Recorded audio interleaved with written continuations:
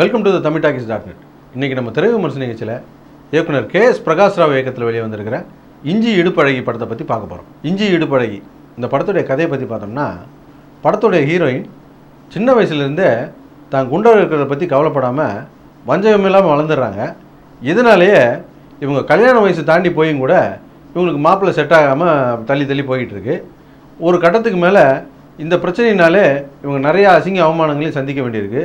ஒரு கட்டத்தில் இவங்க இதுக்கு ஒரு தீர்க்கமான முடிவு எடுக்க வேண்டியிருக்கு. அந்த முடிவுக்கு பின்னால் இவங்க இந்த பிரச்சனையை எப்படி சமாளித்தாங்க இல்லையா அப்படிங்கிறத இந்த படத்துடைய கதை. சமீபத்தில் ஜோதிகா நடித்து வெளியே வந்த 36 வயதில் கதையும் இந்த படத்துடைய கதையும் ஏறக்குறைய ஒரே கதை தான்.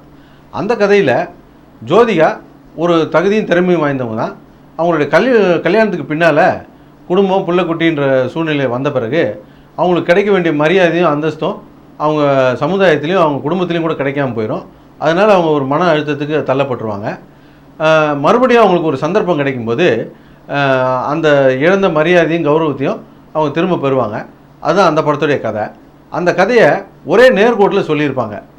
ஆனால் இந்த படத்துடைய கதையில் ஃபஸ்ட் ஹாஃபில் ஹீரோயின் குண்டாக இருக்காங்க அப்படிங்கிற ஒரு பிரச்சனையை மட்டும் வச்சுக்கிட்டு குண்டாக இருக்காங்கன்னு சொல்லி ஃபஸ்ட் ஹாஃபில் பேசி முடிச்சிட்டாங்க.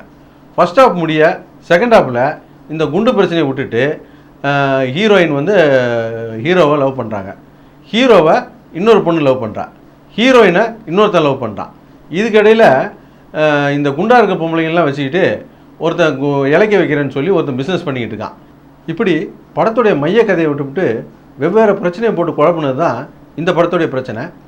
இவங்க மட்டும் 36 வயதில் மாதிரி எடுத்துக்கிட்ட கதையை ஒரே நேர்கோட்டில் சொல்லி முடிச்சிருந்தாங்கன்னா இந்த படத்தையும் ஒரு நல்ல படம்னே சொல்லியிருக்கலாம்.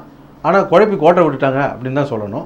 இருந்தாலும் படம் பார்க்கும்போது எப்பா உட்கார முடியலடா சாமி அப்படின்ற அளவுக்குலாம் இந்த படம் இல்லை. அதுக்கு காரணம் இந்த படத்துடைய மையக்கதை. திரைக்கதையில் கோட்டை விட்டாங்க, அதெல்லாம் வேறு விஷயம். அப்புறம் நீரவ் ஷாவுடைய ஒளிப்பதிவு, அதையெல்லாம் மீறி அனுஷ்காவுடைய உழைப்பு.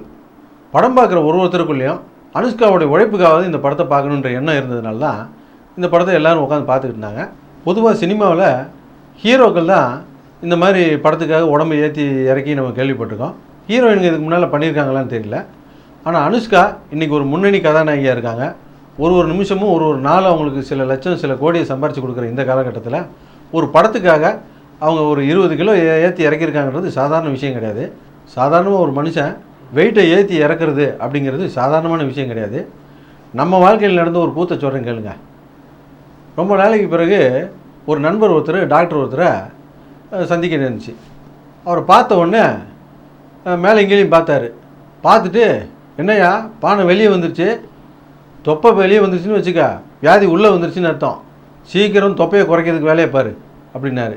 தொப்பையை எப்படி சார் குறைக்கிறது அப்படின்னு கேட்டதுக்கு, சாப்பாடு விஷயத்தில் கொஞ்சம் கண்ட்ரோலாரு, தினம் காலையில் எழுந்திரிச்சு 45 நிமிஷத்துலேருந்து 1 மணி நேரம் கண்டிப்பாக நீ நடந்தே தீரணும்ப்பா, இல்லாட்டி வியாதி வந்துடும் அப்படின்னு சொல்லி பயமுறுத்தி விட்டு போயிட்டார்.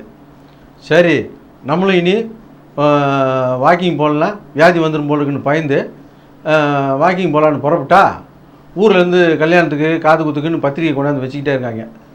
சரி இந்த கல்யாணத்தை முடிச்சுட்டு வாக்கிங் போவோம், இந்த காது குத்தை முடிச்சுட்டு வாக்கிங் போவோம், அப்புறம் இதை முடிச்சுட்டு போவோம், அதை முடிச்சுட்டு போவோம்னு சொல்லி மாதக்கணக்காக தள்ளிட்டு போயிடுச்சு. ஒரு வழியாக கடைசியாக ஜனவரி 1ஆம் தேதி உயிரே போனால் வாக்கிங் போகிறது அப்படின்னு தீர்மானம் எடுத்து விடிய காலில் எழுந்திரிச்சு வாக்கிங் புறப்பட்டு போயாச்சுங்க.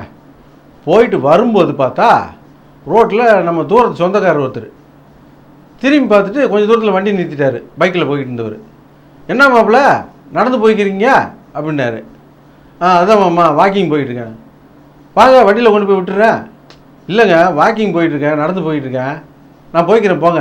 எங்கள் வீட்டுக்கு தானே போகிறீங்க, வாங்க உட்காருங்க கொண்டு போய் விட்டுறேன். ஏங்க வாக்கிங் போகிறேங்க, நீங்கள் போங்க நான் நடந்து வந்துக்கிறேன். ஏப்பாயே மாமே வண்டியில் போக நீ நடந்து வந்துக்கிருப்பாங்க அப்படின்றாரு அவர். ஏப்பா நான் வாக்கிங் போகிறேன்ப்பா, நீ போ நான் போய்க்கிறேன் அப்படிங்கிறேன்.